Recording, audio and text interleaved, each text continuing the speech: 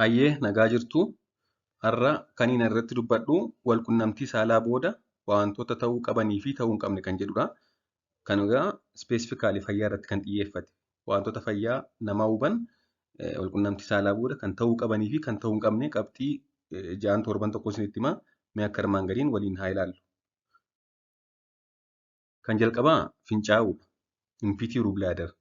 Walqunnamtii saalaa booda fincaa'uun baakteeriyaa yeroo walqunnamtii saalaa ujummoo fincaaniin ol gara baattuu fincaanii deemee miicee baasuun carraa infekshinii kalee godhachuu hir'isa.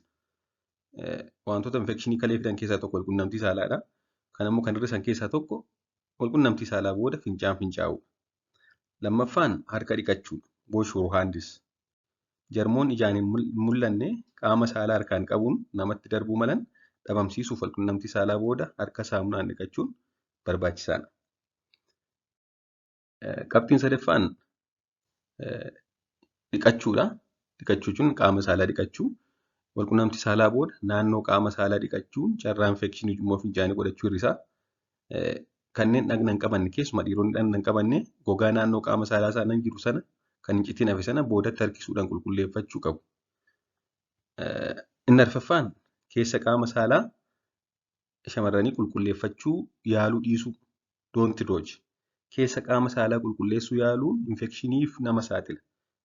Kanaaf keessi isaa ofumaan waan of qulqulleessuuf keessa qulqulleessuun sunuma gaarii miti jechuudha hin barbaachisu. Kun ofiisaa naachuraal siisteemii jira akkaataa itti qaamni saalaa of qulqulleessu bakkee isaa qofa qulqulleessu malee keessa isaa qulqulleessuun sirrii miti jechuudha. Inni shanaffaan uffata keessaa kan nama hin qabne uffachuu.